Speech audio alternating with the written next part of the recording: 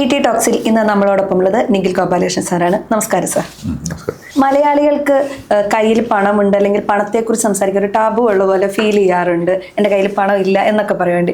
ഇതിനെ അതിജീവിക്കാൻ എന്തൊക്കെ കാര്യങ്ങളാണ് ശ്രദ്ധിക്കേണ്ടത്? അല്ല, പണത്തിന് ടാബു ആക്കേണ്ട കാര്യമൊന്നുമില്ല. ഇതിൽ ഒരാവശ്യമുള്ള അപ്പോൾ അതിൻ്റെ പേരിൽ ഓപ്പണായിട്ട് സംസാരിക്കാൻ തുടങ്ങിക്കഴിഞ്ഞാൽ നന്നായിരിക്കും. പിന്നെ ശരിയാണ്, ഇപ്പോൾ പല ആൾക്കാർക്ക് ചിലവർക്ക് പൈസ പറ്റി പറയുമ്പോൾ ഒരു കംഫർട്ട് കുറവുണ്ടാവാറുണ്ട്. ഇപ്പോൾ എല്ലാവർക്കും ചെറുപ്പത്തിൽ തുടങ്ങിയിട്ട് പഠിപ്പിച്ചേക്കണം അങ്ങനെയൊക്കെയാണല്ലോ.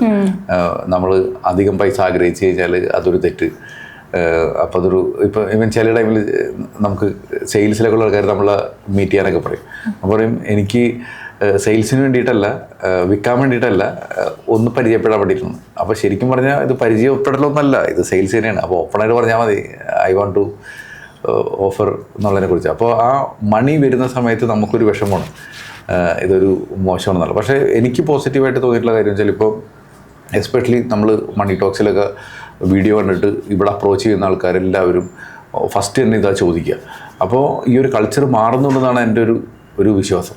ഇപ്പോൾ ശരിയാണ്, പക്ഷേ ഞാനിപ്പോൾ ജനറലായിട്ട് പല സ്ഥലങ്ങളിലൊക്കെ പോയിട്ട് വർത്തമാനം പറയുമ്പോൾ ആളുകൾക്ക് ചിലപ്പോൾ ഒരു ബുദ്ധിമുട്ട് കാണാറുണ്ട്. പക്ഷേ ഇപ്പോൾ ഒരു ടൈപ്പ് ഓഫ് കമ്മ്യൂണിറ്റി ഒരു പൈസനെ പറ്റിയിട്ടൊക്കെ സംസാരിക്കാനായിട്ടും വളരെ പോസിറ്റീവായിട്ട് അപ്രോച്ച് ചെയ്യുന്ന ഒരു സിറ്റുവേഷൻ ഇപ്പോൾ കാണുന്നുണ്ട്. അതുപോലെ ആളുകൾ എപ്പോഴും പറയുന്ന ഒരു കാര്യമാണ്, എനിക്ക് സമ്പാദിക്കാനൊന്നും പറ്റുന്നില്ല, അല്ലെങ്കിൽ എനിക്ക് സമ്പാദിക്കാൻ അറിയില്ല, എനിക്ക് ചെറിയ സാലറിയേ ഉള്ളൂ, അതുകൊണ്ട് ഞാൻ എങ്ങനെയാ സമ്പാദിക്കാന്നൊക്കെ ചോദിക്കുന്നവരുണ്ട്. അപ്പം അവരേത് രീതിയിലാണ് സമ്പാദ്യം തുടങ്ങേണ്ടത്? ഇത് വളരെ സിമ്പിളായിട്ട് സമ്പാദിക്കുക എന്ന് പറഞ്ഞാൽ എല്ലാവരുടെയും ഒരു റെസ്പോൺസിബിലിറ്റിയാണ്. അല്ലെങ്കിൽ പിന്നെ നമ്മൾ മരിക്കും വരെ ജോലി എടുക്കണം. അപ്പോൾ എന്തെങ്കിലും മരിക്കണേക്കാളും മുന്നേ റിട്ടയർമെൻറ്റ് എടുക്കണം, അല്ലെങ്കിൽ ഒരു സാമ്പത്തികമായിട്ടൊരു ഹാപ്പിനെസ് ഉണ്ടാവണമെന്നുണ്ടെങ്കിൽ സേവ് ചെയ്യുക എന്നുള്ളത് അവരുടെ മാത്രം റെസ്പോൺസിബിലിറ്റിയാണ്. അപ്പോൾ അത് എത്രയും പെട്ടെന്ന് തുടങ്ങാന്നുള്ളൂ. ഇപ്പോൾ ചെറിയ ശമ്പളമാണെങ്കിലും എനിക്ക് തോന്നുന്നു എന്ന് ഇൻകം കിട്ടിക്കഴിഞ്ഞാൽ, ഈവൻ പോക്കറ്റ് മണി ആണെങ്കിലും കിട്ടണതിൻ്റെ 10% അല്ലെങ്കിൽ ഒരു 20% സേവ് ചെയ്യുക. 10% മാൻഡേറ്ററിയാണ്, നോൺ നെഗോഷ്യബിൾ. ഇനി അതിനേക്കാളും കൂടുതൽ സമ്പാദിക്കുക എന്നുള്ളത് ഓരോരുത്തരുടെയും താല്പര്യവും കഴിവനുസരിച്ചിട്ട് കൂട്ടുക.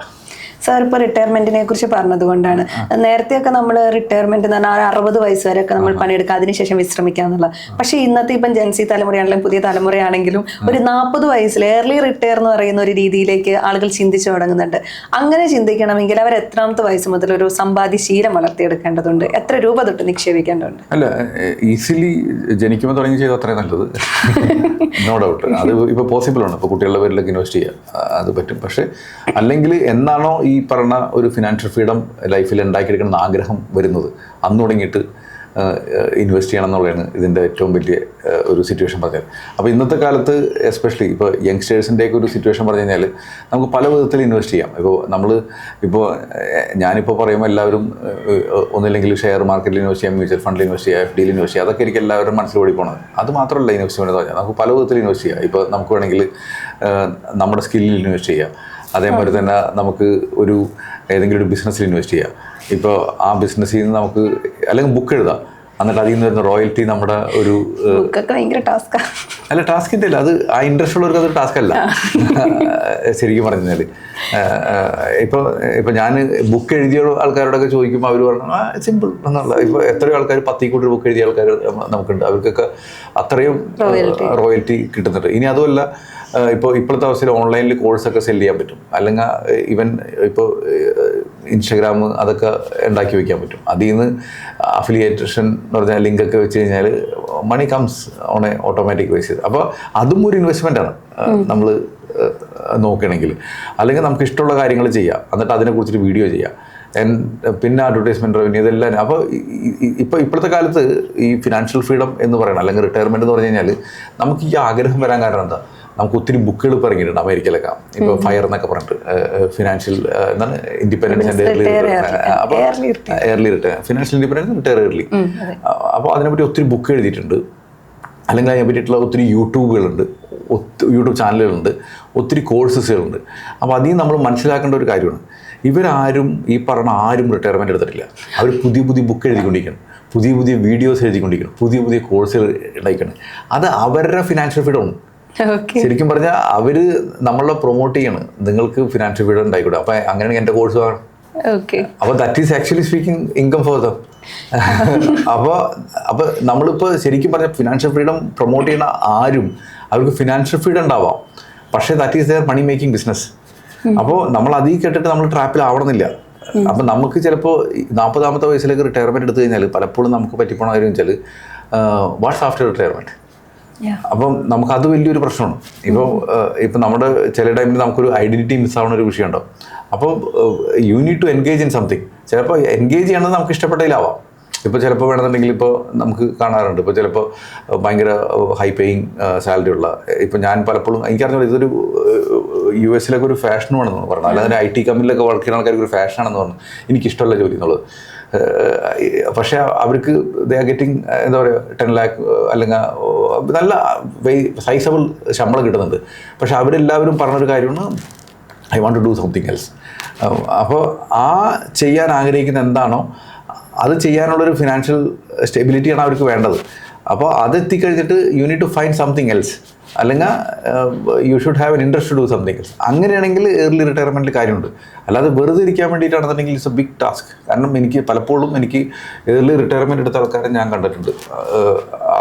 അതിൽ ഒരു നല്ലൊരു ഭാഗം ആൾക്കാർ പറഞ്ഞ കാര്യം വെച്ചാൽ എനിക്കിപ്പോൾ ഒരു ഐഡൻറ്റിറ്റി ഇല്ല, എനിക്കിപ്പോൾ പിന്നെ ചില ആൾക്കാരൊക്കെ നല്ല ഫിറ്റായിട്ടിരുന്ന ആൾക്കാരൊക്കെ ഉണ്ട്.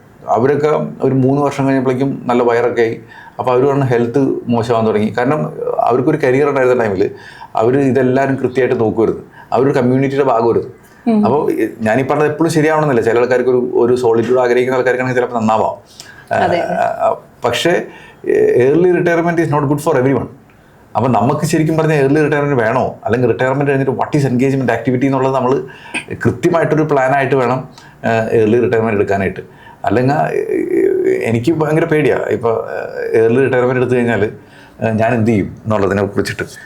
അപ്പോൾ അതും നമ്മൾ മനസ്സിലാക്കി വിട്ടണം.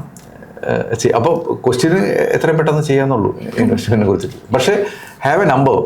എന്ത് റിട്ടയർമെൻറ്റ് എടുക്കണം, ആ റിട്ടയർമെൻറ്റ് എടുക്കണമെങ്കിൽ എൻ്റെ ലൈഫ് സ്റ്റൈൽ മാനേജ് ചെയ്യാൻ എത്ര രൂപ വേണം, അതിന് വേണ്ടിയിട്ട് എൻ്റെ അടുത്ത് എത്ര കോർപ്പസ് വേണം, അതെന്താണ് ഇപ്പോഴത്തെ മണി വാല്യൂ ആയിരിക്കുമല്ലോ അന്നത്തെ. So you need to have a calculation. ഈ പറഞ്ഞതിന് ഇതിനൊക്കെയാണ് ശരിക്കും പറഞ്ഞാൽ ഡോണ്ട് ഡു ഇറ്റ് അലോൺ. ഇത് എപ്പോഴും ഒരു എക്സ്പേർട്ടിൻ്റെ ഹെൽപ്പോടെ ചെയ്യാന്നുള്ളത്. കാരണം അവർക്ക് at least they will give you certain questions which make you uncomfortable.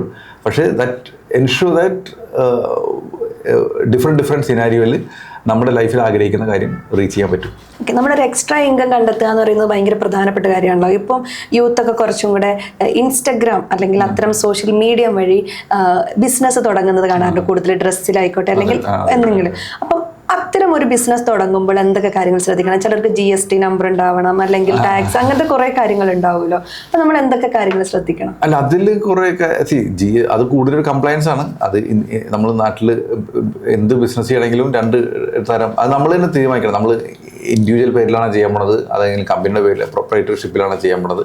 അതൊരു ചാർട്ടേഡ് അക്കൗണ്ടന്റ് ആയിരിക്കും എന്നേക്കാളും നല്ലത് പറയാനായിട്ട്. പക്ഷേ ബേസിക് ആയിട്ട് അറിയേണ്ട കാര്യം വെച്ചാൽ കംപ്ലയൻസ് കറക്റ്റായിട്ട് ചോദിക്കുക. ഇപ്പോൾ നമ്മൾ ഇത്ര രൂപയ്ക്ക് കൂടുതൽ ചെയ്യണമെങ്കിൽ GST നമ്മുടെ തന്നെ വേണം, ഇൻഡയറക്റ്റ് ടാക്സ് നമ്മൾ കൃത്യമായിട്ട് ചെയ്യണം. അപ്പോൾ അത് നമുക്കും കൂടെ ഉണ്ട്. കാരണം GST ക്ലെയിം ചെയ്യാൻ പറ്റും, നമുക്ക് അൺനെസറി ടാക്സ് കൊടുക്കുന്നത് ഒഴിവാക്കാൻ പറ്റും. അതേമാതിരി നമുക്ക് ഇത്രയും രൂപയെക്കൊണ്ട് ഇൻകം ഉണ്ടെന്നുണ്ടെങ്കിൽ ഇൻകം ടാക്സ് കറക്റ്റാക്കി വയ്ക്കുക. പിന്നെ അതേപോലെ തന്നെ നമ്മുടെ ഇൻകം വളരെ നന്നായിട്ട് കൂടുകയാണെങ്കിൽ നമുക്ക് സ്കെയിൽ ചെയ്യാനുള്ള ഓപ്ഷൻ വേണം.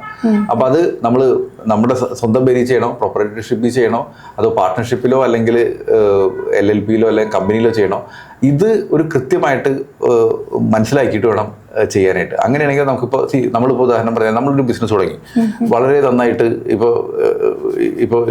ഇപ്പോഴത്തെ ഇപ്പോൾ അമേരിക്കയിൽ നടക്കുന്ന കാര്യങ്ങളൊക്കെ ഇവിടെ നടക്കുന്നുണ്ട്. പണ്ട് അമേരിക്കയിൽ ഈ കഡാഷിയൻ ഫാമിലീസ് ഒക്കെ ഇല്ലേ, കിം കഡാഷിയൻ, എനിക്കറിഞ്ഞിട്ട് കൈലി കഡാഷിയൻ എന്നൊക്കെ പറഞ്ഞിട്ട് അങ്ങനെ കുറേ ആൾക്കാരൊക്കെ ഉണ്ട്. അവരൊക്കെ ഇൻസ്റ്റഗ്രാമിൽ പോസ്റ്റ് ഇട്ട് പിന്നെയാണ് ഫാഷൻ ബിസിനസ്സിലേക്ക് പോയി, ഇപ്പോൾ ബില്യനേഴ്സാണ്. അപ്പോൾ ആ ബിസിനസ് ഇപ്പോൾ നമ്മുടെ ഇവിടെ നൈക്കയുടെയൊക്കെ മോഡലാണ്. നൈക്ക അങ്ങനെ കുറച്ച് വ്യത്യാസം ഉണ്ടെങ്കിലും ഇപ്പോൾ ദീപിക പതുക്കോൺ എന്നൊക്കെ പറഞ്ഞ നടിക്കില്ല, അവരൊക്കെ ഫാഷൻ ബ്രാൻഡ് തുടങ്ങിയിട്ടുണ്ട്. അപ്പോൾ അവരെല്ലാവരും മോഡൽ എന്ന് പറഞ്ഞാൽ ഇവരെല്ലാവരും ഫേമസ് ആണ്. അപ്പോൾ ഇവരെ ഫോളോ ചെയ്യാനായിട്ട് ആൾക്കാരുണ്ട്. അപ്പോൾ അവർ ഉപയോഗിക്കുന്ന ലിപ്സ്റ്റിക്കും കാര്യങ്ങളൊക്കെ ഉപയോഗിക്കാനൊരു കസ്റ്റമേഴ്സ് ഉണ്ടാവും എന്ന് വെച്ചിട്ടാണ് അവർ ഇതിലേക്ക് വന്നേക്കുന്നത്. അപ്പോൾ ഇത് തന്നെ വേണമെങ്കിൽ യങ്സ്റ്റേഴ്സിന് തുടങ്ങാം. ഇപ്പോൾ അവർക്ക് ചിലപ്പോൾ എന്തെങ്കിലും ഫോട്ടോ ഇട്ടിട്ട് വെക്കണതായിരിക്കാം, അല്ലെങ്കിൽ എന്തെങ്കിലും ആവാം. അപ്പോൾ ആ ബിസിനസ് തുടങ്ങുന്ന ടൈമിൽ നമുക്ക് തുടങ്ങുന്ന സമയത്ത് നമുക്ക് ചിലപ്പോൾ നമ്മുടെ വിചാരിക്കുന്ന കാര്യം എന്തിട്ടാണ്, ഒരു 10 ലിപ്സ്റ്റിക്ക് വിൽക്കണതായിരിക്കും നമ്മുടെ മനസ്സിലാഗ്രഹം. പക്ഷേ അത് അങ്ങോട്ട് ഹിറ്റായി കഴിഞ്ഞാൽ ചിലപ്പോൾ അത് ചിലപ്പോൾ 10 ലിപ്സ്റ്റിക്ക് എന്ന് പറഞ്ഞാൽ ചിലപ്പോൾ എല്ലാ മിനിറ്റിലും നടക്കണ്ടാവും. അപ്പോൾ അത് പറഞ്ഞാൽ ഭയങ്കര സ്കെയിലാവും. അപ്പോൾ ആ സമയത്ത് ലീഗലി നമ്മൾ കറക്റ്റായിട്ട് നോക്കി വേണം കാര്യങ്ങൾ ചെയ്യാനായിട്ട്. ഇപ്പം തന്നെ നമ്മൾ ഇതിൽ തന്നെ കാണാറില്ലേ, ചില കുട്ടികളൊക്കെ ഏതെങ്കിലും ചെറിയ യൂട്യൂബിലൊക്കെ ഇട്ടിട്ടായിരിക്കും എന്നിട്ട് പിന്നെ വെളിച്ചെണ്ണ ഉണ്ടാക്കുക, കാച്ചിയ വെളിച്ചെണ്ണ, അല്ലെങ്കിൽ എന്തെങ്കിലും മോസ് തേക്കണ പൊടി, അതൊക്കെ, അല്ലെങ്കിൽ ഓറഞ്ചിൻ്റെ പൊടി, അങ്ങനെയൊക്കെ നമ്മൾ കാണാറില്ലേ. അതൊക്കെ എനിക്ക് തോന്നുന്നു ചില ആൾക്കാരുടെയൊക്കെ ആ പാക്കറ്റൊക്കെ വിൽക്കാൻ വേണ്ടി വെച്ചേക്കണമെന്ന് പറയുമ്പോൾ തന്നെ they are doing A pretty decent business. അപ്പോൾ അങ്ങനത്തെ ടൈമിലൊക്കെ നമ്മൾ ഇൻഡിവിജ്വൽ പേരിൽ ചെയ്യാതെ വേണമെന്നുണ്ടെങ്കിൽ ഒരു പ്രൊപ്പറേറ്റർഷിപ്പ് എടുത്തിട്ട് ഒരു കറക്റ്റായിട്ട് ബാങ്ക് അക്കൗണ്ട് അതിന് വേണ്ടിയിട്ട് ഡെഡിക്കേറ്റഡ് ആയിട്ട് ചെയ്തിട്ട് GST നമ്പർ എടുത്തിട്ട് ഒരു ഡെഫിനറ്റ്ലി ഒരു ചാർട്ടേഡ് അക്കൗണ്ടന്റിൻ്റെ ഒരു ഹെൽപ്പ് എടുത്തിട്ട് ചെയ്യണമെങ്കിൽ നന്നായിരിക്കും. നിക്ഷേപം തുടങ്ങുന്നതിന് മുൻപ് ഒരാളുടെ കയ്യിൽ എത്രത്തോളം രൂപ എമർജൻസി ഫണ്ടായിട്ടുണ്ടായിരിക്കണം? അത് എത്ര കാലം നമുക്ക് ജീവിക്കാനുള്ളത് നമ്മൾ കരുതി വെക്കണം? അതിനുശേഷം നമ്മൾ നിക്ഷേപം തുടങ്ങുകയാണോ വേണ്ടത്? അല്ല, നമ്മൾ നിക്ഷേപിക്കാൻ തുടങ്ങിയേക്കാളും മുന്നേ നമുക്ക് അറിയേണ്ട ഒരു കാര്യം എന്ന് വെച്ചാൽ എത്ര രൂപ ഇൻകം കിട്ടുന്നുണ്ട്, എത്ര രൂപ മാസം ചിലവിടുന്നുള്ളത്. ആ മാസ ചിലവിൽ നമ്മൾ നിർബന്ധമായിട്ടുള്ള ചിലവുകളല്ലേ, EMI, ഇൻഷുറൻസുകൾ, അതൊക്കെ മസ്റ്റായിട്ട് വേണം. കാരണം അത് നമുക്കിപ്പോൾ ജോലി ഇല്ലെങ്കിലും അത് അടയ്ക്കണമല്ലോ. ഇപ്പോൾ SIP ഉള്ളത് അതിൽ കൂട്ടുണ്ട്. കാരണം SIP ഉള്ള എപ്പോഴെങ്കിലും നിർത്താം. ഇപ്പോൾ മ്യൂച്വൽ ഫണ്ടിൽ മാസം റെഗുലറായിട്ട് ഇൻവെസ്റ്റ് ചെയ്യുന്ന സാധനം എപ്പോൾ വേണമെങ്കിലും നിർത്താം.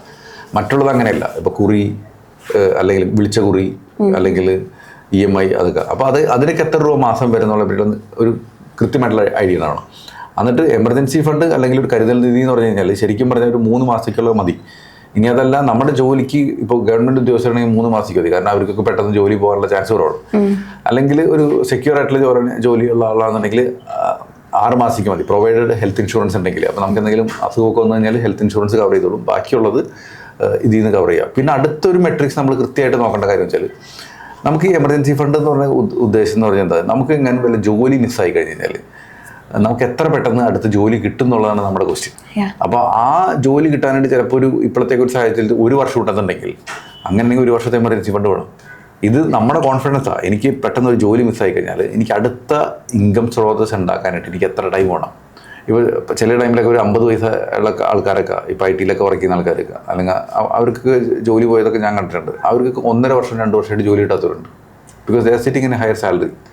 അപ്പോൾ പിന്നെ ചില ആൾക്കാർക്ക് ചിലപ്പോൾ അത് നമ്മൾ പലതും നമ്മൾ അണ്ടർസ്റ്റാൻഡ് ചെയ്യണം, പലതും നമ്മൾ മനസ്സിലാക്കണം. കാരണം വെച്ചാൽ ഇപ്പോൾ എനിക്ക് ഇപ്പോൾ ഒരാൾക്കൊരു വലിയൊരു സാലറി ഉണ്ട്, അപ്പോൾ ജോലി പോയി, EMI കമ്മിറ്റ്മെൻ്റ് ഒക്കെ ഉണ്ട്. അപ്പോൾ അങ്ങനെയാണെങ്കിൽ ആ ശമ്പളത്തിൽ തന്നെ കിട്ടിയാൽ കയറുള്ളൂ, അതോ കുറച്ച് കയറാനുള്ള ഒരു മനക്കരുത്തുണ്ടോ? അപ്പോൾ ഇതൊക്കെ മനസ്സിലാക്കിയിട്ട് വേണം ഈ എമർജൻസി ഫണ്ട് നമുക്ക് വയ്ക്കാനായിട്ട്. അപ്പോൾ ഇനി എനിക്ക് അടുത്ത 6 മാസത്തിൽ ജോലി കണ്ടെത്താനുള്ള നെറ്റ്വർക്കും അങ്ങനത്തെ ജോലി അവൈലബിലിറ്റി ഒക്കെ ഉണ്ടെന്നുണ്ടെങ്കിൽ വെരി ഗുഡ്, 6 മാസം മതി.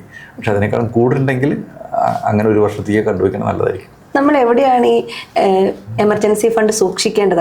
അത് മ്യൂച്വൽ ഫണ്ടിൽ, ഡെറ്റ് ഫണ്ടിൽ വെച്ചാൽ മതി. FD വെക്കണമെന്നില്ല. കാരണം FD ആണെങ്കിൽ സ്വീപ്പിൻ FD ആയിരിക്കണം. കാരണം FD വെച്ച് കഴിഞ്ഞാൽ ലോക്കിൻ ആവും. അപ്പോൾ അതിനിടയിൽ ബ്രേക്ക് ചെയ്യണമെന്നുണ്ടെങ്കിൽ നമുക്ക് അതിന് ടാക്സ് കൊടുക്കേണ്ടി വരും. ടാക്സ് അല്ല, പെനാൽറ്റി പോവും. ആ ഇൻട്രസ്റ്റ് ചിലപ്പോൾ നമ്മുടെ പോകാനൊക്കെ ഒരു ചാൻസ് ഉണ്ട്. അപ്പോൾ അതിനെപ്പോഴും ഒന്നില്ലെങ്കിൽ സേവിങ്സ് അക്കൗണ്ടിൽ തന്നെ വെക്കുക, അല്ലാന്നുണ്ടെങ്കിൽ സേവിങ്സ് അക്കൗണ്ട് 3% കിട്ടത്തുള്ളൂ. ഇനി അതല്ലെങ്കിൽ 1 മാസം സേവിങ്സ് അക്കൗണ്ടിൽ, ബാക്കിയുള്ളത് ഡെറ്റ് മ്യൂച്വൽ ഫണ്ടുകളിൽ വയ്ക്കാം. സാർ ഇപ്പോൾ ഇൻഷുറൻസിനെ കുറിച്ച് സൂചിപ്പിച്ചല്ലോ. പലരും ഇൻഷുറൻസിനെ ഒരു സേവിങ്സ് ആയിട്ട് കാണാറുണ്ട്.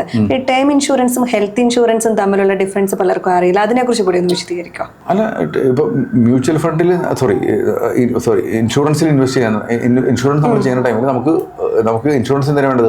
റിസ്ക് പ്രൊട്ടക്ട് ചെയ്യാനുള്ളത്. അപ്പോൾ അതിന് നമുക്ക് ഹോസ്പിറ്റലൈസേഷൻ വരണമെന്നുണ്ടെങ്കിൽ നമുക്ക് ഹോസ്പിറ്റലിൽ പോകാനുള്ള ഇൻഷുറൻസ് ഉണ്ട്. അതാണ് ഹെൽത്ത് ഇൻഷുറൻസ് അല്ലെങ്കിൽ മെഡിക്കൽ ഇൻഷുറൻസ് എന്ന് പറഞ്ഞു കഴിഞ്ഞാൽ. അപ്പോൾ നമുക്കോ നമ്മുടെ ഫാമിലിയിലോ പെട്ടെന്നൊരു ഹോസ്പിറ്റൽ എമർജൻസി വന്നു കഴിഞ്ഞാൽ അത് ഹോസ്പിറ്റൽ എക്സ്പെൻസ് മീറ്റ് ചെയ്യാനുള്ളതാണ് ഹെൽത്ത് ഇൻഷുറൻസ് ഉണ്ട്. ഇനി നമുക്ക് ലൈഫിന് എന്തെങ്കിലും പറ്റിക്കഴിഞ്ഞാൽ, നമുക്ക് മരണപ്പെട്ട് അങ്ങനത്തെയൊക്കെ ഉണ്ടെങ്കിൽ ഫാമിലിക്ക് ഒരു ബൾക്ക് മണി കിട്ടണം, അതിനാണ് ടൈം ഇൻഷുറൻസ്. അപ്പോൾ രണ്ടിൻ്റെ റിക്വയർമെൻറ്റ് വേറെയാണ്, രണ്ടും മസ്റ്റ്. നമ്മളത് തിരഞ്ഞെടുക്കുന്നതിന് മുമ്പ് കൃത്യമായി പഠനം നടത്തേണ്ടതുണ്ട് ഓരോ കമ്പനികൾക്കനുസരിച്ച്. അല്ലാതെ നമുക്ക് നമ്മുടെ ആവശ്യം നമ്മൾ മനസ്സിലാക്കണമല്ലോ. ഇപ്പോൾ ചിലപ്പോൾ ഉദാഹരണം പറഞ്ഞാൽ ഇപ്പോൾ ലൈഫ് ഇൻഷുറൻസ് ആണ്. അപ്പോൾ നമ്മൾ എപ്പോഴും പറഞ്ഞ കാര്യമാണ്, ഇപ്പോൾ യൂലിപ്പ് അത്ര നല്ലതല്ല, അതൊരു ഇൻവെസ്റ്റ്മെൻറ്റ് പ്രൊഡക്റ്റാണ്, ഇൻഷുറൻസ് പ്രൊഡക്റ്റ് അല്ല എന്നൊക്കെ പറഞ്ഞിട്ട്. അപ്പോൾ ചിലപ്പോൾ ചില ആൾക്കാർക്ക് ഉദാഹരണം പറഞ്ഞാൽ ഒരു 50 വയസ്സായുള്ള ആൾക്ക് ചിലപ്പോൾ ഒരു ഹെൽത്ത് കണ്ടീഷൻ ഉണ്ടാവാം, അല്ലെങ്കിൽ എന്തെങ്കിലുമായിട്ട് ചിലപ്പോൾ തടി കൂടുതൽ, പ്രഷർ കൂടുതൽ, അങ്ങനെയൊക്കെ പലതും ഉണ്ടാവാം. അപ്പോൾ അവർക്ക് നമ്മളൊരു ടൈം ഇൻഷുറൻസ് എടുക്കാമെന്ന് വെച്ചാൽ ഭയങ്കര ബുദ്ധിമുട്ടാണ്. അപ്പോൾ അവർക്ക് ചിലപ്പോൾ ടൈം ഇൻഷുറൻസിൻ്റെ ആവശ്യം ഉണ്ടാവും, ടൈം ഇൻഷുറൻസ് വേണ്ടതായിട്ടുണ്ട്, എന്നാൽ അവരുടെ അടുത്ത് പൈസ ഇട്ട്. അപ്പോൾ ആ ടൈമിൽ ചെയ്യുന്ന കാര്യം വെച്ചാൽ ഒരു യൂലിപ്പ് വാങ്ങി വയ്ക്കുകയാണെങ്കിൽ, ഒരു 10 ലക്ഷത്തിൻ്റെ യൂലിപ്പ് വാങ്ങണമെന്നുണ്ടെങ്കിൽ അതിന് 10 ടൈംസ് കവറേജ് കിട്ടും. അപ്പോൾ 1 കോടി വരെ കവറേജ് കിട്ടും. അപ്പോൾ അങ്ങനെയാണെങ്കിൽ യൂലിപ്പ് നല്ലതാണ് അവിടെ. ഇതൊരു എക്സാമ്പിൾ പറയുന്നതാ, ഇങ്ങനെ പല പല സിനാരിയോസ് ഉണ്ട്.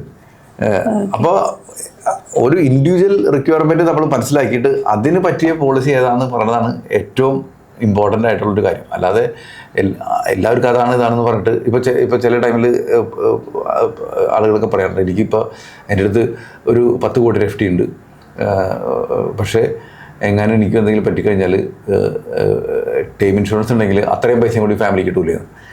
അപ്പോൾ അതുകൊണ്ട് എന്തുകൊണ്ട് ഒരു ടൈം ഇൻഷുറൻസ് വേണമെന്ന് പറഞ്ഞിട്ട് ഇപ്പോൾ അറിഞ്ഞിട്ട് വരുന്നത്. അപ്പോൾ 5 കോടി ടൈം ഇൻഷുറൻസ് ശരിക്കും പറഞ്ഞാൽ അവർക്ക് ചിലപ്പോൾ അവരുടെ റിട്ടയർമെൻറ്റ് കോളും മറ്റുള്ള കോളൊക്കെ അനുസരിച്ചിട്ട് ശരിക്കും പറഞ്ഞാൽ ആ FDയിൽ പൈസയിൽ തന്നെ മതി, അവർക്ക് ടൈം ഇൻഷുറൻസിൻ്റെ ആവശ്യമില്ല. അപ്പോൾ അതൊക്കെ നോക്കിയും കണ്ടും ഒരു മനസ്സിലാക്കിയിട്ട് ചെയ്യാന്നുള്ളൂ. അതുപോലെ പണ്ട് ചിട്ടിയിലും ഫിക്സഡ് ഡിപ്പോസിറ്റിലും ഒക്കെ ആയിരുന്ന ആളുകൾ വിശ്വസിച്ചിരുന്നെങ്കിൽ ഇപ്പോൾ കുറച്ചും കൂടെ മ്യൂച്വൽ ഫണ്ടിലേക്ക് ആളുകൾ വരുന്നുണ്ട്. അപ്പം ഒരു തുടക്കക്കാരൻ മ്യൂച്വൽ ഫണ്ടിലേക്ക് വരുമ്പോൾ ശ്രദ്ധിക്കേണ്ട കാര്യങ്ങൾ എന്തൊക്കെയാണ്? ആദ്യം അവനവൻ്റെ റിക്വയർമെൻറ്റ് മനസ്സിലാക്കുക, എന്നിട്ട് മ്യൂച്വൽ ഫണ്ടിലും വ്യത്യാസമുള്ള സാധനങ്ങളുണ്ടെന്ന് മനസ്സിലാക്കുക. നമ്മൾ പണ്ടൊക്കെ വീഡിയോയിലൊക്കെ നമ്മൾ സംസാരിച്ചിട്ടുള്ളതാണ്. ഇപ്പോൾ മ്യൂച്വൽ ഫണ്ടിൽ തന്നെ എല്ലാ മ്യൂച്വൽ ഫണ്ടും ഒന്നല്ല. ഇപ്പോൾ ഇന്ത്യയിൽ ഏകദേശം 50 കൂടുതൽ കമ്പനികളുണ്ട്. ഈ 50 കൂടുതൽ കമ്പനികൾക്ക് 2000 കൂടുതൽ ഡിഫറെൻറ്റ് സ്കീമുകളുണ്ട്. ഈ ഡിഫറെൻറ്റ് സ്കീമുകളിൽ തന്നെ കാറ്റഗറി ചെയ്യണത് ഒരു 5-6 ടൈപ്പ് നമുക്ക് വേണമെങ്കിൽ പറയാം. ഒന്ന് ഇന്ത്യൻ സ്റ്റോക്ക് മാർക്കറ്റിൽ മാത്രമാണ് ഇക്വിറ്റി ഫണ്ടുകൾ. ഇനി രണ്ടാമത്തത് ഇന്ത്യയിൽ നിന്ന് ഫോറിനിൽ ഇൻവെസ്റ്റ് ചെയ്യുന്ന ഫോറിൻ ഫണ്ടുകൾ. ഇനി ഇതിൽ തന്നെ പറഞ്ഞെങ്കിൽ ഡെറ്റ് ഫണ്ടുകൾ, കടപ്പത്രങ്ങൾ മാത്രം ഇൻവെസ്റ്റ് ചെയ്യുന്ന കടപ്പത്രങ്ങൾ. അതിൻ്റെയൊക്കെ സ്വഭാവങ്ങൾ വ്യത്യാസമുണ്ട്. ഇനി കടപ്പത്രങ്ങളും ഇക്വിറ്റിയോട് മിക്സ് ചെയ്തിട്ടുള്ള ഹൈബ്രിഡ് ഫണ്ടുകൾ, പിന്നെ ഇൻഡെക്സ് ഫണ്ടുകൾ. അപ്പോൾ ഇതിലേതാണ് നമുക്ക് വേണ്ടത്, നമ്മുടെ ആവശ്യം എന്ന് മനസ്സിലാക്കിയിട്ട് ഇൻവെസ്റ്റ് ചെയ്യാന്നുള്ളതാണ് എപ്പോഴും ശ്രദ്ധിക്കേണ്ട കാര്യം. അപ്പോൾ അറ്റ്ലീസ്റ്റ് ഈ ഡിഫറെൻറ്റ് ടൈപ്സ് ഉണ്ടെന്ന് മനസ്സിലാക്കാനുള്ള ഒരു അറിവെങ്കിലും ഉണ്ടായിരിക്കണം ഇതിലേക്ക് ഇൻവെസ്റ്റ് ചെയ്യാനായിട്ട് പോകണം. തുടങ്ങുന്നതിന് മുമ്പ് ഒരു കൂട്ടുകാരെ സജസ്റ്റ് ചെയ്തതിന്റെ പേരിൽ ഒരിക്കലും നമ്മൾ വരരുത്. നമുക്ക് കൃത്യമായിട്ടൊരു ധാരണ, നമുക്ക് എന്താണ് വേണ്ടതെന്നുള്ള ഒരു ജീവിതമായിട്ട് തന്നെ നമ്മളൊന്ന് കമ്പയർ ചെയ്ത് നോക്കുക. നമ്മളെന്തെങ്കിലും ഒരു ഷോപ്പിൽ പോയിട്ട് തുണി വാങ്ങാൻ പോകുന്ന ടൈമിൽ പോകണമെങ്കിൽ നമ്മൾ മനസ്സിലാക്കും ഞാൻ ഏത് ഡ്രസ്സ് ഇട്ട് കഴിഞ്ഞാൽ ഭംഗിയുണ്ടാവും. എന്നിട്ടാണ് നമ്മൾ തീരുമാനിക്കണത് ഇന്ന് എന്താ പറയുക, മുണ്ടും ഷർട്ടും വാങ്ങാൻ പോകണോ, ജീൻസും ഷർട്ടും വാങ്ങാൻ പോകണോ, പാൻറ്റും ഷർട്ടും വാങ്ങാൻ പോകണോ, അല്ലെങ്കിൽ ഷോർട്ട്സും ടീഷർട്ടും വാങ്ങാൻ പോകണം എന്നുള്ളത്. അപ്പോൾ ഇത് തന്നെ ഒന്ന് ആലോചിക്കുക, എത്ര ഓപ്ഷൻ ഉണ്ട്. ഇത് തന്നെയല്ലേ മ്യൂച്വൽ ഫണ്ടിലുള്ളത്. സാർ എപ്പോഴും പറയുന്ന ഒരു കാര്യമാണ് കോമ്പൗണ്ടിങ്ങിനെ കുറിച്ച്. എപ്പോഴും കോമ്പൗണ്ടിങ്ങിന്, പക്ഷെ പലർക്കും കോമ്പൗണ്ടിങ്ങിനെ കുറിച്ച് അറിയില്ല. ഇപ്പൊ നമ്മൾ തന്നെ പൈസ കൂട്ടി വെക്കണം അല്ലെങ്കിൽ സേവ് ചെയ്യണമെന്ന് പറയുന്ന സമയത്ത് ആളുകൾ പറയുന്നത് 30 വർഷം നമ്മൾ ജീവിക്കുമെന്ന് ഉറപ്പില്ലല്ലോ എന്നൊക്കെയുള്ള കമന്റുകൾ തിരിച്ചു പറയുന്ന ആളുകളുണ്ട്. എന്തിനാ ഞാൻ അത്രയും കാലം സൂക്ഷിച്ചു വെക്കുന്നത് ഇപ്പം ജീവിക്കാതെ എന്നുള്ളത്. ഒരാൾ കോമ്പൗണ്ടിങ്ങിന്റെ ശക്തി തിരിച്ചറിയുന്നത് എപ്പോഴാണ്, എത്ര പ്രായം മുതൽ പണം നിക്ഷേപിച്ചു തുടങ്ങണം? ഏർലി അത് ബെറ്റർ. ഇപ്പൊ കോമ്പൗണ്ട് കൂട്ടുപലിശ.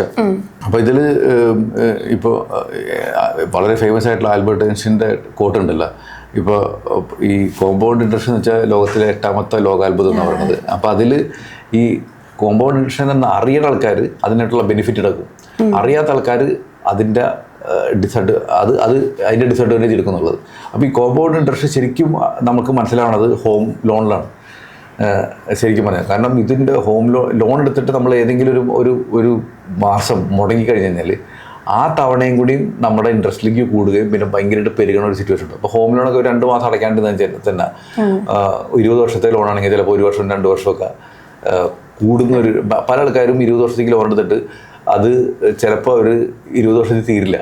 അത് ചില ആൾക്കാർ ചിലപ്പോൾ ലോണൊക്കെ കൃത്യമായിട്ട് അടയ്ക്കുന്നുണ്ടാവും, പക്ഷേ RBIയുടെ ഇൻട്രസ്റ്റ് റേറ്റ് ഒക്കെ ഫ്ലോട്ടിംഗ് റേറ്റ് ആണെങ്കിൽ RBIയുടെ ഇൻട്രസ്റ്റ് റേറ്റ് കൂടുതലും വ്യത്യാസം ഉണ്ടാവില്ല. ആ കൂടുന്ന സമയത്ത് ഇവർ അറിയാണ്ട് ചിലപ്പോൾ പണ്ടത്തെ EMI തന്നെ കണ്ടിന്യൂ. അപ്പോൾ ആ ബാക്കി വരുന്ന പൈസ അത് ചിലപ്പോൾ 100 രൂപയും 2000 രൂപയൊക്കെ ഉണ്ടാവുള്ളൂ.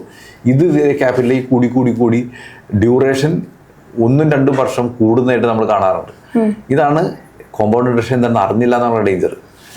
ഇനി അറിഞ്ഞാലുള്ള ഗുണം എന്ന് വെച്ചാൽ നമ്മളിപ്പോൾ ഇത് പറയില്ലേ, ഇപ്പോൾ നമ്മൾ എന്താ പറയുക, ഒരു ദിവസം നമ്മളുടെ കഴിവ് 1% വെച്ച് കൂടുകയാണെങ്കിൽ നമ്മൾ പറയും നമുക്ക് എത്ര ദിവസം കൊണ്ട് നമ്മുടെ കഴിവിൻ്റെ ഡബിളാക്കാൻ പറ്റും. 1% വെച്ച് ഒരു 100 രൂപ 1 രൂപ വെച്ചിട്ട് കൂടണമെങ്കിൽ എത്ര ദിവസം 200 രൂപ ആവാനായിട്ട്? നമുക്ക് ഏകദേശം 100 ദിവസം ഉണ്ടെങ്കിൽ 200 ആവാം. പക്ഷേ 1 രൂപയ്ക്ക് പകരം 1% കൂടുന്നുണ്ടെങ്കിൽ ആദ്യത്തെ ദിവസം 101 1%, പിന്നത്തെ ദിവസം 101ൻ്റെ 1%. അപ്പോൾ നുള്ളു കൂടിക്കൂടും. അങ്ങനെയാണെങ്കിൽ തന്നെ നമുക്ക് ഏകദേശം 70 ദിവസത്തിൽ ഡബിൾ ആവും. എൻ്റെ കണക്ക് ഏതാണ്ട് ഓർമ്മ ശരിയാണെന്ന് തോന്നുന്നു. 70 ദിവസത്തിൽ ഡബിൾ ആവും. അപ്പോൾ 30 ദിവസം നമുക്ക് അവിടെ സേവ് ചെയ്യാം. അതാണ് ഈ കോമ്പൗണ്ട് ഇൻട്രസ്റ്റിൻ്റെ ഏറ്റവും വലിയ ഗുണം. ഇനി അതുമല്ല, നമ്മളിപ്പോൾ കോമ്പൗണ്ട് ഇൻട്രസ്റ്റിൻ്റെ ഏറ്റവും വലിയ പ്രത്യേകത, നമ്മളിപ്പോൾ പറഞ്ഞു 5000 രൂപ നമ്മൾ ഇൻവെസ്റ്റ് ചെയ്തു. എന്നിട്ട് 5000 രൂപ വെച്ച് മാസം ഇൻവെസ്റ്റ് ചെയ്യണമെങ്കിൽ 12% കിട്ടണമെങ്കിൽ 27 വർഷം എടുക്കും ഈ സാധനം 1 കോടി എത്താനായിട്ട്. 27 വർഷം എടുത്ത് 1 കോടി എത്താനായിട്ട്. ഇനി അടുത്ത 1 കോടി എത്താനായിട്ട് ഇനി പുതിയ 5000 വെച്ച് ഇടുന്നില്ല എന്നായിരിക്കും. അങ്ങനെയാണെങ്കിൽ തന്നെ ഇനി 12% റിട്ടേൺ കിട്ടണമെങ്കിൽ അടുത്ത 1 കോടി 2 കോടി എത്താനായിട്ട് എത്ര വർഷം എടുക്കും? 6 വർഷം എടുക്കുള്ളൂ. എന്ന് വെച്ചാൽ 27 വർഷം കൊണ്ടാണ് നമ്മൾ 5000 വെച്ച് ഇൻവെസ്റ്റ് ചെയ്തിട്ട് 1 കോടി എത്തിച്ചത്. പിന്നെ അടുത്ത 6 വർഷം കൊണ്ട് 2 കോടി ആവും. ഇതാണ്. അപ്പോൾ 27 വർഷം എടുത്ത പണി 6 വർഷം കൊണ്ട് നമ്മൾ പണം പണിയെടുക്കണം. അതാണ് കോമ്പൗണ്ട് ഇൻട്രസ്റ്റിൻ്റെ ഏറ്റവും പ്രത്യേകത. ഇത് തന്നെയാണ് നമ്മൾ ഇപ്പോൾ 5000 വെച്ചിട്ട് ചെയ്യണമെങ്കിൽ നമ്മൾ പലപ്പോഴും 10 വർഷം കഴിയുമ്പോൾ നമ്മൾ എവിടെ എത്തിയെന്ന് കരുതും. അപ്പോൾ നമ്മൾ 15 വർഷം എടുക്കും 25 ലക്ഷത്തിനായിട്ട്. 15 വർഷം. അപ്പോൾ തന്നെ ഒട്ടുമിക്കവരെ ക്ഷമ നശിച്ചിട്ടുണ്ടാവും അല്ലേ? ഇപ്പം നമ്മൾ പറയില്ല, ചെറിയ വരുമാനമുള്ളവർക്ക് കോടീശ്വരനാവാൻ ബുദ്ധിമുട്ടാണെന്ന് പറയില്ല. അത് കാരണം വെച്ചാൽ ഇവർ 5000 വെച്ച് ഇൻവെസ്റ്റ് ചെയ്യാൻ തുടങ്ങി. 10 വർഷം കഴിഞ്ഞാൽ അവർക്കൊരു മൊബൈൽ വാങ്ങണം, ബൈക്ക് വാങ്ങണം. അപ്പോൾ അതിൽ നിന്ന് പൈസ എടുക്കും. അപ്പോൾ 15 വർഷം നമ്മൾ എത്തുമ്പോഴേക്കും ഇത് ഭയങ്കര ഹഡില്ല 25 ലക്ഷത്താനായിട്ട്. കാരണം അതിനിടയിൽ വീട് പണി വരുന്നു, വേറെ എന്തെങ്കിലും ആവശ്യം വരുന്നു, വീട്ടിൽ മോന് ബൈക്ക് വാങ്ങണം, സ്കൂൾ ഫീസ് അടയ്ക്കണം. അപ്പോൾ നമ്മൾ അതിൽ നിന്ന് പൈസ എടുത്തുകൊണ്ടിരിക്കുക. ഇത് തന്നെയാണ് ഗവൺമെൻറ് എംപ്ലോയീസിൻ്റെ PFൻ്റെ പ്രശ്നം. അതിൽ നിന്ന് നമ്മളിങ്ങനെ ലോൺ എടുത്തുകൊണ്ടിരിക്കുക. അപ്പോൾ ഈ 15 വർഷം കൊണ്ട് 25 ലക്ഷം എത്തിയിട്ട് പിന്നത്തെ 10 വർഷം ഭയങ്കര ഇമ്പോർട്ടൻ്റാണ്. അടുത്ത 15 വർഷത്തിൽ നിന്ന് 21 വർഷം ആകുമ്പോഴേക്കും 50 ലക്ഷവും. പിന്നെ അടുത്ത 21 വർഷത്തിൽ നിന്ന് 27 വർഷത്തിലേക്ക് ഈ സാധനം 50 ലക്ഷത്തിൽ നിന്ന് 1 കോടി എത്തും. അപ്പോൾ ഈ മാക്സ് തന്നെ നോക്കിയാൽ മതി കോമ്പൗണ്ട് ഇൻട്രസ്റ്റിൻ്റെ എങ്ങനെ വർക്ക് ചെയ്യണം നമുക്ക് മനസ്സിലാക്കണം. അപ്പോൾ ഇനീഷ്യൽ ടൈമിൽ ഇത്തിരി, അപ്പോൾ എനിക്കെപ്പോഴും ആഗ്രഹമാണ് എല്ലാ കസ്റ്റമേഴ്സിനെ എങ്ങനെ ഫസ്റ്റ് 1 കോടി എത്തിക്കുക എന്നുള്ളത് എൻ്റെ ഏറ്റവും വലിയ ഒരു ടാസ്ക് പറഞ്ഞാൽ. 1 കോടി എത്തിക്കഴിഞ്ഞാൽ 10 കോടി എത്താൻ അത്ര ബുദ്ധിമുട്ടില്ല. കാരണം ആ 1 കോടി എത്ര ടൈമിൽ ഒത്തിരി പ്രലോഭനങ്ങളുണ്ടാവും, അതിൽ നിന്ന് പൈസ എടുക്കണമെങ്കിൽ ഒരു സിറ്റുവേഷൻ ഉണ്ടാവും. പക്ഷേ 1 കോടി അവിടെ എത്തിക്കഴിഞ്ഞാൽ പിന്നെ അടുത്ത വർഷം തൊട്ട് 10% അതിൽ ഗ്രോത്ത് ഉണ്ടായാൽ മതി, 10 ലക്ഷം കിട്ടുന്നത്. അപ്പോൾ ആ ഒരു ക്ഷമ പല ആൾക്കാർക്കും ഉണ്ടാവില്ല. ഇതൊന്നും മാറ്റിക്കഴിഞ്ഞാൽ വളരെ നന്നായിട്ട് വെൽത്ത് അക്യുമുലേറ്റ് ചെയ്യാൻ പറ്റും. ഈ ഗവൺമെന്റ് ജീവനക്കാർ അവരുടെ പണം വളരാൻ വേണ്ടി ശ്രദ്ധിക്കേണ്ട കാര്യങ്ങൾ എന്തൊക്കെയാണ്? അത് അവർ പലപ്പോഴും ഇപ്പം മക്കളുടെ കല്യാണത്തിനൊക്കെ അവരുടെ സേവിങ്സ് വലിക്കുന്ന ഒരു രീതി ഉണ്ടല്ലോ. റിട്ടയർ ആയി കഴിഞ്ഞാൽ അതുകൊണ്ട് അവർക്ക് ജീവിക്കേണ്ടതാണെന്ന് അറിയാതെ മക്കളുടെ കല്യാണം ആഡംബരമായി നടത്താനൊക്കെ അതിൽ നിന്ന് ഫണ്ട് വലിക്കുന്നു എന്ന് നമ്മൾ കേൾക്കാറുണ്ട്. അപ്പം അത്തരം ഒരു രീതി ചെയ്യാൻ പാടുണ്ടോ? ഇവര് ജോലി കിട്ടുമ്പോൾ മുതൽ എവിടെയാണ് ഇൻവെസ്റ്റ് ചെയ്ത് തുടങ്ങേണ്ടത്? ഗവൺമെന്റ് എംപ്ലോയീസിന്റെ ഏറ്റവും വലിയൊരു ഗുണം എന്ന് പറഞ്ഞാൽ അവരുടെ ജോലി തന്നെയാണ്. പിന്നെ അവർക്ക് ഫെസിലിറ്റീസ് ഒത്തിരി ഉണ്ട്. അപ്പോൾ അതിൽ അവരുടെ ഏറ്റവും വലിയ സ്ട്രെങ്ത് എന്ന് പറഞ്ഞാൽ അവരുടെ പേ സ്ലിപ്പാണ്. അത് തന്നെ അവരുടെ ഡേഞ്ചറുണ്ട്. കാരണം ആ പേ സ്ലിപ്പ് ഉള്ളതിൻ്റെ പേരിൽ എവിടെ നിന്നും ലോൺ കിട്ടും. അപ്പോൾ അതോടൊപ്പം തന്നെ PF ഉണ്ട്. അപ്പോൾ PF എപ്പോഴെങ്കിലും അതിൽ നിന്ന് ലോൺ എടുക്കാൻ പറ്റും, അതിൽ നിന്ന് വിഡ്രോ ചെയ്യാൻ പറ്റും. അതേമാതിരി ഇവരുടെ പേ സ്ലിപ്പ് എടുത്തിട്ട് ഇവരുടെ ഇപ്പോൾ അവർക്ക് തന്നെ ബാക്കിയുള്ള എല്ലാ ഗവൺമെൻറ് എംപ്ലോയീസും അവരുടെ ഫ്രണ്ട്സ് ആയിരിക്കുമല്ലോ. അപ്പോൾ അവർക്ക് അങ്ങോട്ട് ഇങ്ങോട്ടും മാറി നിന്നിട്ട് ലോണും എടുക്കാനായിട്ട് ഗ്യാരണ്ടർ ആവാൻ പറ്റും. അപ്പോൾ ഇനി ഏതെങ്കിലും ഒരാൾക്ക് വേറെ ഒന്നും വേണ്ട, അവർ കടം നിൽക്കണ്ട, ഏതെങ്കിലും ഒരാൾക്ക് ഗ്യാരണ്ടറായിട്ട് തന്നു, അവർ ലോൺ അടച്ചില്ലെങ്കിൽ പോലും ആ ലോണിൻ്റെ ഇത് വരെ തല്ലോ. അത് ഏറ്റവും വലിയ ഡേഞ്ചർ. ഇനി അടുത്ത കാര്യം, നമുക്ക് ആ പേ സ്ലിപ്പ് ഉള്ളതിൻ്റെ പേരിൽ ഇത് വെച്ചിട്ട് ഇവർ ലോൺ എടുക്കുന്ന സിറ്റുവേഷൻ ഉണ്ടാവും. പിന്നെ അടുത്ത ഡേഞ്ചർ എന്ന് വെച്ചാൽ PF-ൽ നിന്ന് അവർ പൈസ വിഡ്രോ ചെയ്തുകൊണ്ടിരിക്കും.